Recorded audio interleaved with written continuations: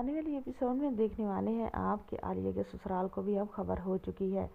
جیسے ہی عالیہ واپس آتی ہے، اپنے ماموں کے گھر آتی ہے، تو عالیہ کی ساس جو ہے وہ تب نرگس پہ نظر رکھتی ہے۔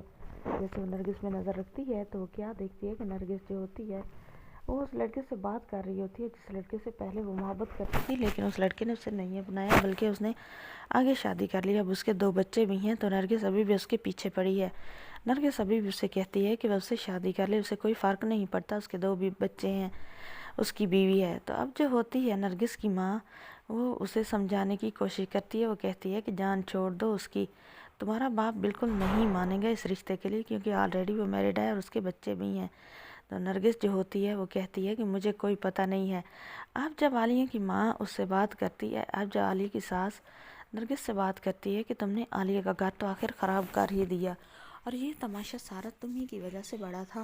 ہر وقت تم اس کے پیچھے پڑی رہتی تھی، ہر وقت تم نے اس کا جینا حرام کیا ہوا تھا۔ اب وہ چلی گئی ہے تو اب اس کے کام بھی سنبھالو، اب کچن سنبھال لو، کام کر لو، کوئی ناشتہ یا کوئی کھانا وانا بنا دو تاکہ میں بھی 4 لقمے لے سکوں۔ نرگس کہتی ہے بھائی میں تو چلی یہاں سے، تم جانو اور تمہارے کام جانے، مجھ سے کچھ نہیں ہوتا، آپ خود ہی اپنے کام کریں اور اپنی بہو کو واپس بلا لیں۔ تو جو ہوتی ہے نرگس کی ماں، وہ کہتی ہے کہ بہو تھی تو وہ کر کے بھی دیتی تھی، اب تم بیٹی پہ آئی ہے، تم کیوں کرو گی؟ نرگس کہتی ہے میں تو چلی یہاں سے، میں چلی جاؤں گی اپنے گھر کیونکہ کل اس کے گھر والے آ رہے ہیں، اور چپ چاپ بابا سے بات کر لینا کہ وہ مان جائے اور میرا رشتہ دے دے، ورنہ میں اگر آپ رشتہ نہیں دیں گی تو میں کورٹ میں جا کر نکاح کر لوں گی۔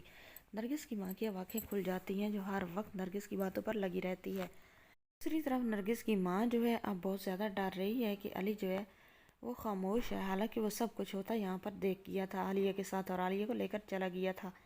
اس کی خاموشی کوئی سمندر نہ توڑ ڈالے، اس کی خاموشی کوئی نقصان نہ کر دے۔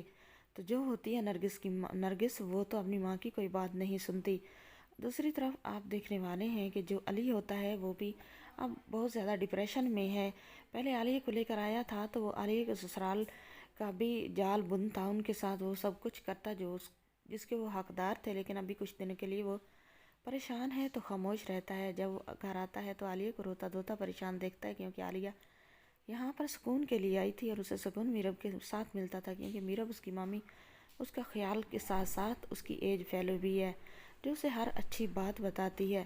تو اب اس کا دل بالکل نہیں لگتا۔ تو جو ہوتی ہے عالیہ وہ اپنی نانی سے کہتی ہے کہ وہ جا رہی ہے اپنے سسرال۔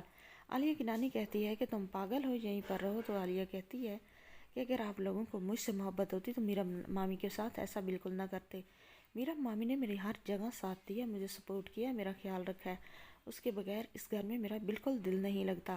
عالیہ کی جو نانی ہوتی ہے وہ کہتی ہے بیٹا یہ تمہاری نانی کا گھر ہے، عالیہ تو میرب تو اس میں بعد میں آئی ہے اور ہم پہلے گئے ہیں، پہلے ہم تمہارے رشتہ دار